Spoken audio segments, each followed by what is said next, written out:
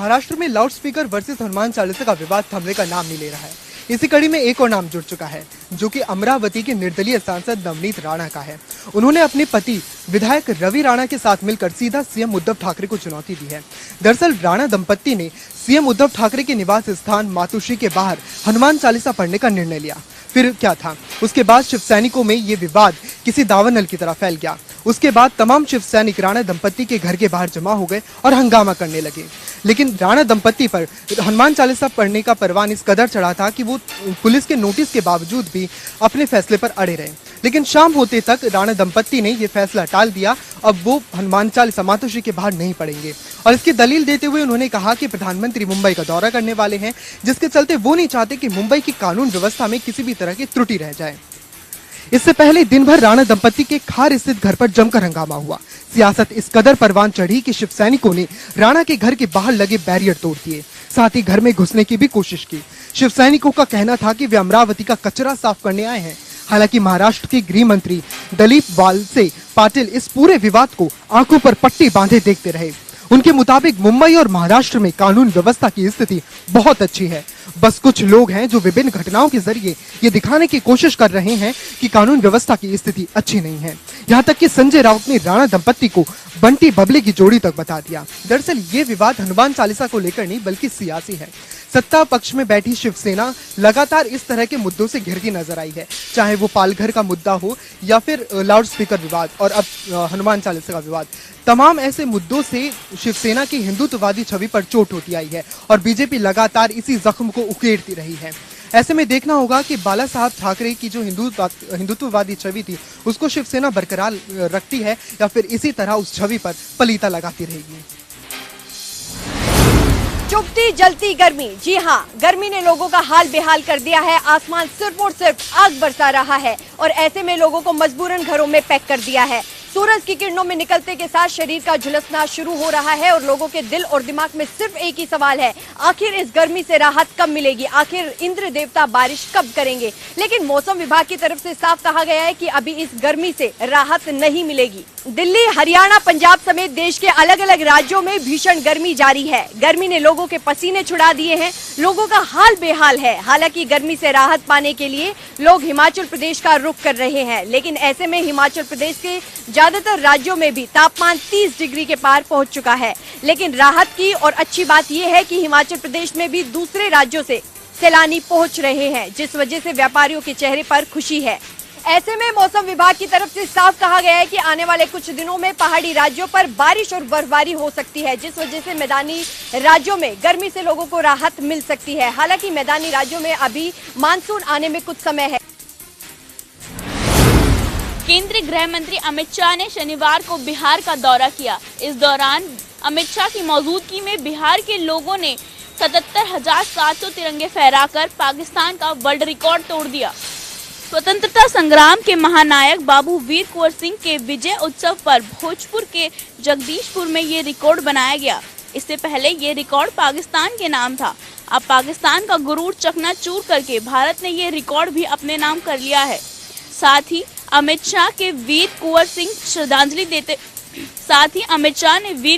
को श्रद्धांजलि देते हुए कहा, इतिहास ने बाबू कुंवर सिंह के साथ अन्याय किया है। उनकी वीरता के अनुरूप उन्हें जगह नहीं दी गई, इसलिए उन्होंने जगदीशपुर में कुंवर सिंह की भव्य स्मारक बनाने का ऐलान किया। आपको बता दें, इससे पहले पटना एयरपोर्ट पहुंचे केंद्रीय मंत्री अमित शाह सीएम नीतीश कुमार ने स्वागत किया। उनके साथ बीजेपी प्रदेश अध्यक्ष संजय जायसवाल भी मौजूद रहे। साथ ही बीजेपी के कई नेताओं ने उनका स्वागत किया। एयरपोर्ट पर केंद्रीय गृह मंत्री अमित शाह और नीतीश कुमार की बैठक हुई। इस 10 मिनट की मीटिंग के बाद केंद्रीय गृह मंत्री अमित शाह जगदीशपुर के लिए रवाना हो गए। देश भर में कोरोना वायरस लोगों की टेंशन बढ़ा रहा है। लोगों के दिलों में फिर से सवाल उठ रहे हैं, कहीं ये आने वाले समय को लेकर एक चौथी लहर की आहट तो नहीं है। लोगों के दिलों में डर बना हुआ है कि जिस तरह से जो कोरोना वायरस के मामले बढ़ रहे हैं वह कहीं भयावह रूप ना ले ले। वहीं स्वास्थ्य मंत्रालय की ओर से शनिवार को दी गई जानकारी के मुताबिक पिछले 24 घंटों में 2527 नए मामले दर्ज किए गए थे, जिसकी वजह से देश में एक्टिव केसों की संख्या बढ़कर 15,079 हो गई है। यह लगातार चौथा दिन है जब कोरोना के 2000 से ज़्यादा मामले मिले हैं। तो वहीं पॉजिटिविटी रेट भी 0.56% बना हुआ है। पिछले 24 घंटों में कोरोना की वजह से 33 लोगों ने अपनी जान से हाथ धोया है। इसके साथ ही 1656 लोग ठीक भी हुए हैं। स्वास्थ्य मंत्रालय की वेबसाइट के मुताबिक देश भर में सबसे ज़्यादा एक्टिव केस दिल्ली में 3253 हैं, उसके बाद केरल 2613, कर्नाटक में 1633 और हरियाणा में 1632 के साथ साथ यूपी में 1044 एक्टिव केस हैं। हालांकि कोरोना से ठीक होने वालों की संख्या भी दिल्ली में सबसे ज़्यादा ही है। लगातार बढ़ते कोरोना संक्रमण दर को देखते हुए हरियाणा सरकार ने कई जिलों में मास्क अनिवार्य कर दिया है। इसके साथ ही दिल्ली सरकार ने भी मास्क को अनिवार्य कर दिया है। सरकार ने साथ ही साथ यह भी निर्देश दिए हैं कि जो कोरोना वायरस के नियमों का उल्लंघन कर रहा है उनके खिलाफ सख्त से सख्त कार्रवाई की जाए। हिंद की चादर श्री गुरु तेग बहादुर जी का 400वां प्रकाश पर्व पानीपत में 24 अप्रैल को भव्य तरीके से मनाया जाएगा। इस आयोजन को लेकर हरियाणा सरकार ने तमाम तैयारियां पूरी कर ली है। पानीपत की ऐतिहासिक धरती पर 25 एकड़ में बड़ा पंडाल लगाया गया है, जिसमें करीब 2 लाख संगत एक साथ बैठ सकेगी। इसके साथ ही जर्मन तकनीक से ये पंडाल बना है, जो श्रद्धालुओं को गर्मी और बारिश दोनों से राहत देगा। इस कार्यक्रम में पानीपत और आसपास की कई सामाजिक संस्थाएं भी आगे आई हैं, जो गुरु की सेवा में लंगर लगाएंगी। पंडाल के दोनों तरफ 10-10 हजार श्रद्धालु एक साथ लंगर छक सकेंगे। पानीपत में इस कार्यक्रम को लेकर न केवल प्रदेश और देश बल्कि विदेशों में भी निमंत्रण दिया गया है। इस समागम स्थल पर 2 लाख के करीब श्रद्धालुओं के पहुंचने की उम्मीद जताई जा रही है। अवैध रूप से काम करने वालों को लेकर फरीदाबाद में सीएम फ्लाइंग पिछले कई दिनों से सक्रिय है और आज इसी कड़ी में सीएम फ्लाइंग ने जिला खाद्य एवं आपूर्ति विभाग की टीम के साथ मिलकर एक संयुक्त कार्रवाई की। फरीदाबाद के सेक्टर 58 थाना क्षेत्र के अंतर्गत आने वाली राजीव कॉलोनी में घरेलू सिलेंडर की ब्लैक करने वाले युवक को गिरफ्तार किया है।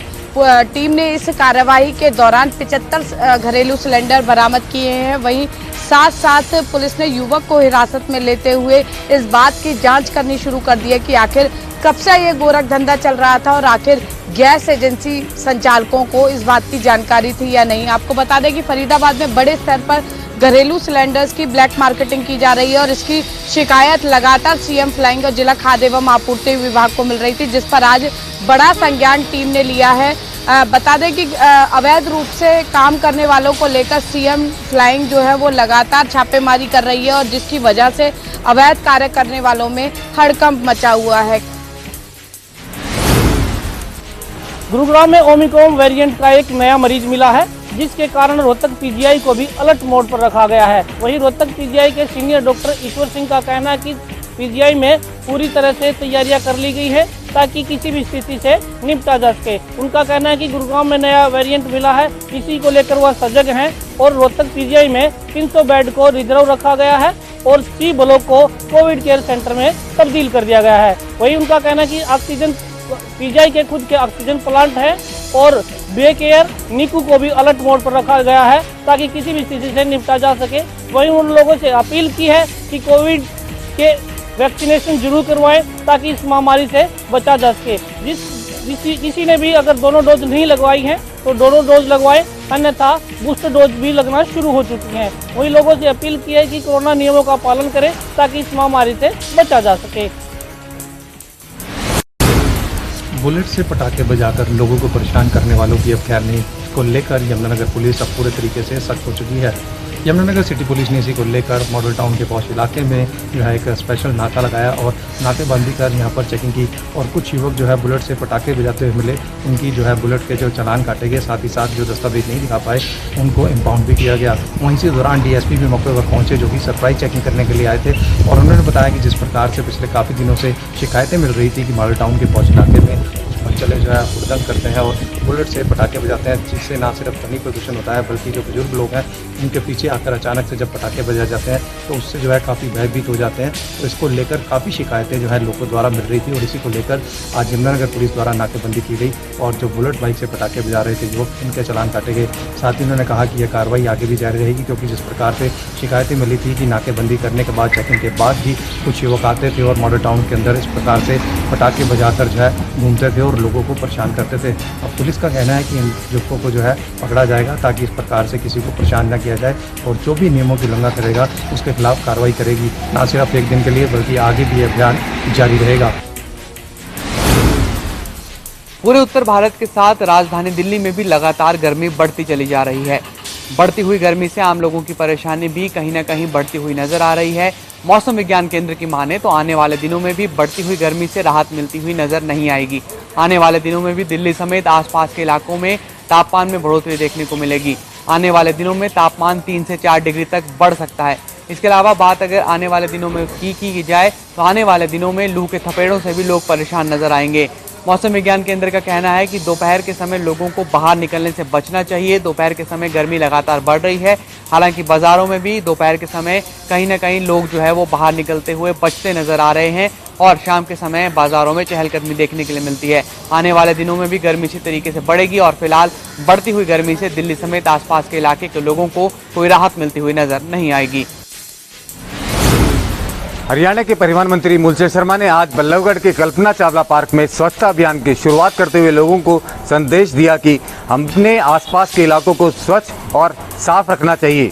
वहीं परिवहन मंत्री मूलचंद शर्मा ने पानी की समस्या को लेकर कहा कि 21 साल पुरानी पानी की समस्या को जल्द ही दूर कर दिया जाएगा।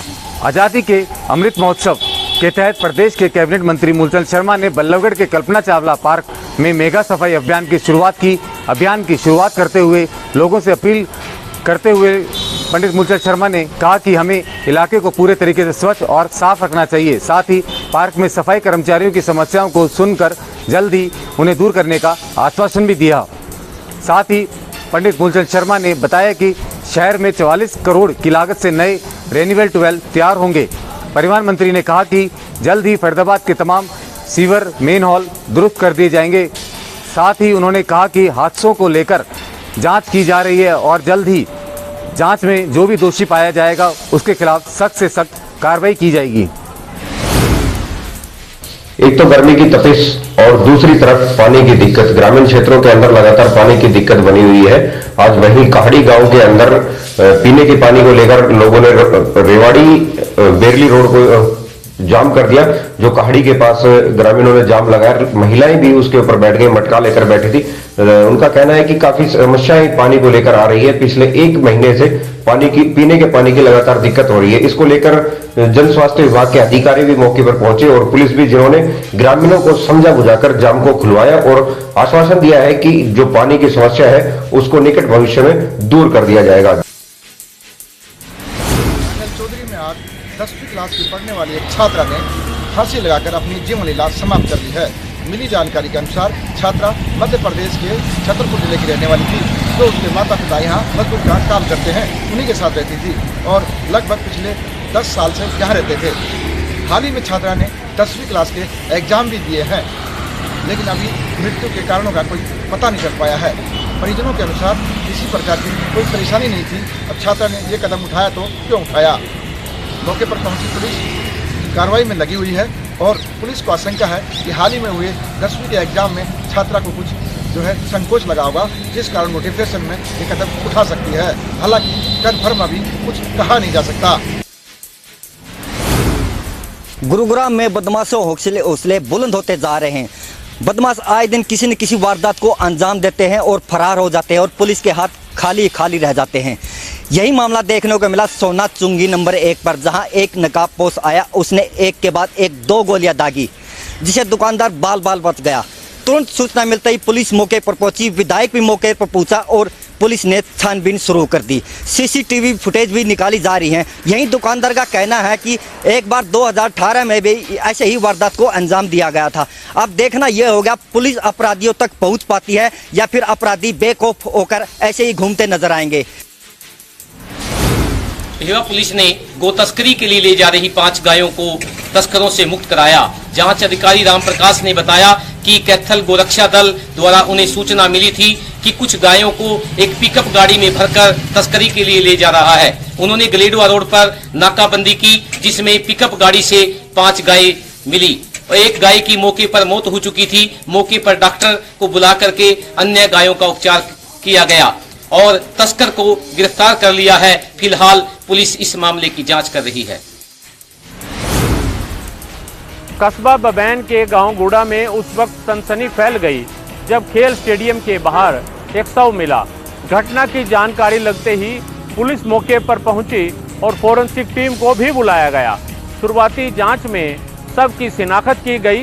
गांव महुआ खेड़ी का 23 वर्षीय गुरविंदर, जो सुबह अपने 2 दोस्तों के साथ घूमने के लिए निकला था, लेकिन घर वापसी नहीं पहुंचा। पुलिस का कहना है कि शरीर पर चोट के निशानों से लगता है गुरविंदर का मर्डर किया गया है। पुलिस ने मामला दर्ज कर लिया है। शव को पोस्टमार्टम के लिए कुरुक्षेत्र सिविल अस्पताल में भेजा गया है। पुलिस जांच कर रही है और कातिलों तक पहुंचने का प्रयास किया जा रहा है। हिमाचल प्रदेश की राजधानी शिमला में भारी संख्या में पर्यटक पहुंच रहे हैं। जिस तरह से मैदानी क्षेत्रों में गर्मी बढ़ रही है, ऐसे में गर्मी से राहत पाने के लिए पर्यटक जो हैं राजधानी शिमला समेत पहाड़ों का रुख कर रहे हैं।